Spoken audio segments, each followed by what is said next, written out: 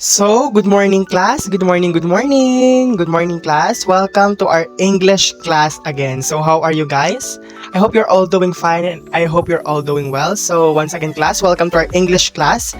And I'm your teacher for today. So, I will ask you guys before we start our new lesson. So, I'll ask you, in every month of September, we are celebrating the month of. I know some of you will answer it's the month of Science Month. It's all about science, but let's also not forget that September is a month of literacy. So don't forget class that September is a month of literacy. So to celebrate the month of literacy, to celebrate this literacy month, we will have an activity for today.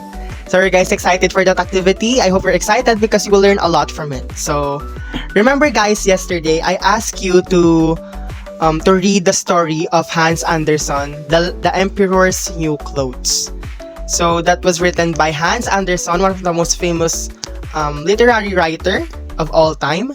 And one of his famous work is The Emperor's New Clothes. So we will have an analysis of that story today. So we will analyze the story, what's the background, what's the moral lesson, the characters, or why it's very relevant, or why this story is still relevant until today. So let's start our discussion for that. So since yesterday I asked you to read the story of Hans Andersen's The Emperor's New Clothes, so I already expected that you know what the story is all about and what is the background of the story, the moral lesson, and the relevancy. Why is it relevant for today's generation? So let's start our discussion, guys. So for the first question, can you give me the background of the story? Like, when is the publication of this book, or who's the author? So can anyone please give me the background of that story? Okay, Cindy, can you answer it? Sir, The Emperor New Clothes was written by Hans Christian Andersen, a Danish author famous for his fairy tales. Andersen was born on April 2, 1805 in Odense, Denmark, and is regarded as one of the most greatest storytellers in history. His stories often have moral lessons and appeal to both children and adults, with works like The Little Mermaid, The Ugly Duckling, and The Snow Queen among the best known. The Emperor New Clothes was first published in 1837 as a part of Andersen's fairy tale told for children's second collection. The story falls under the genre of fairy tale or folk tale, often considered part of the children's literature. Good job, Cindy. Let's give her a round of applause.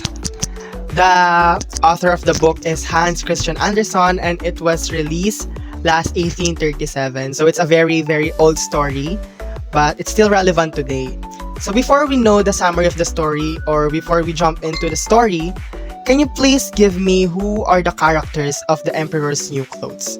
So okay, Adrian Delos Reyes, you can answer that. Who are the characters of that story? So yes, there are actually a few characters in the story, and I will discuss them one by one.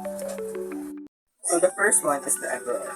The Emperor is shown as being arrogant, being preoccupied with his looks, and giving fashion priority over content. His weakness to flattery and other people's opinions makes us wonder that he has no self-awareness. The second one is the swindlers. Using the Emperor's conceit as an advantage, the swindlers are clever and deceitful. They are excellent at persuading others of their fake expertise because they are a living example of dishonesty. The third one is the officials and the ministers. The officials and the ministers are cowards. They are more interested in preserving their position rather than facing the truth.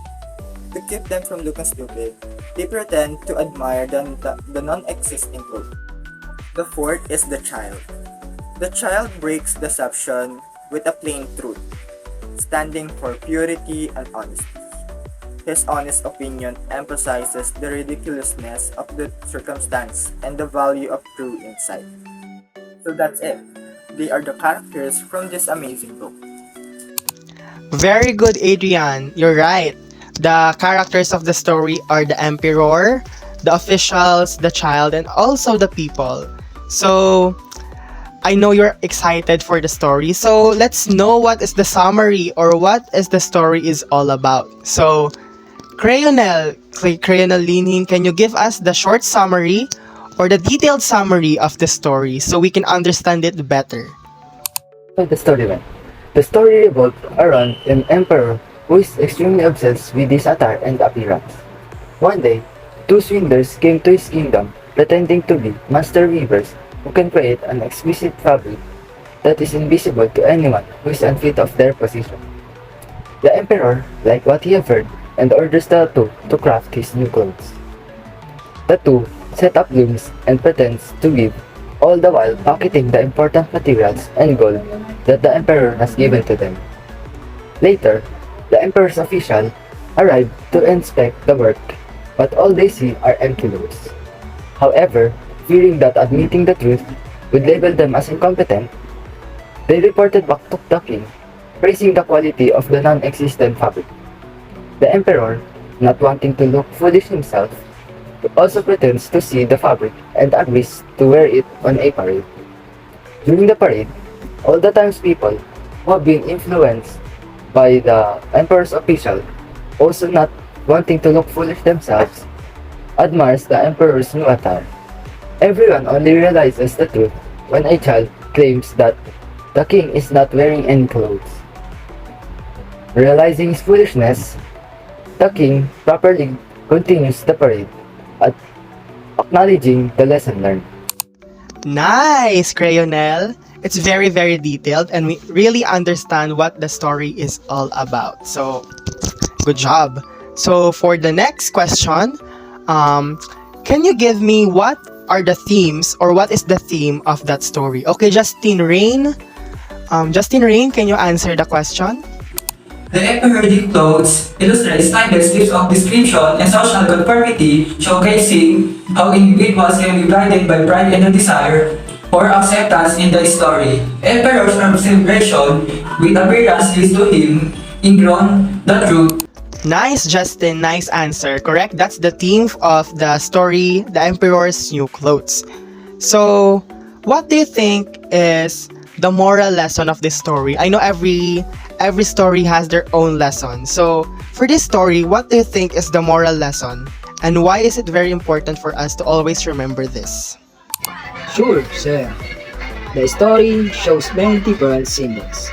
The emperor represents the danger of pride and obsessions. With the appearance, he was very concerned more with the passion than the substance. On the other hand, the weavers, in this case, represent manipulative force of society that take advantage of vanity for their own purpose and pretend to be waving the magical garment. People represents the fear of standing out or making a move out of the status because there is usual collective denial that normally develops within a community. Finally, the child of truth is an innocent and plain symbol. There are a lot of lessons you can learn from this story, and here's some of it. It depicts the true value of truth, while the onlooker book in reality, where people of higher stature and position feign to see the clothes. A small child boldly expresses the truth that here is no clothing there. With this act advocating for the value of honesty over keeping quiet to be in step or to avoid criticism.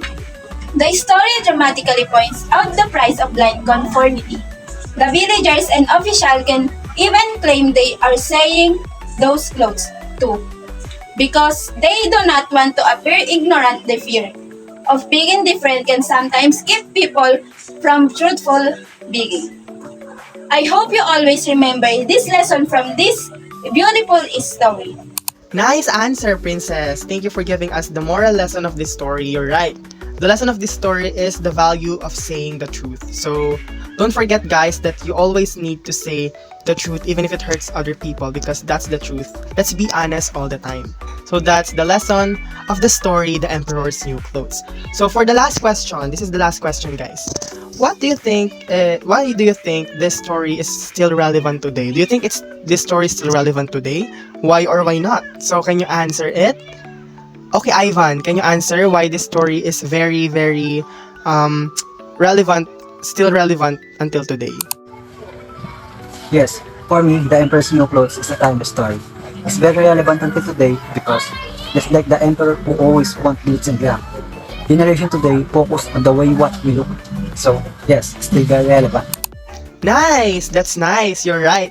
The Emperor's New Clothes by Hans Andersen will always be relevant in every generation. So congratulations guys for answering all my questions. Give everyone a round of applause.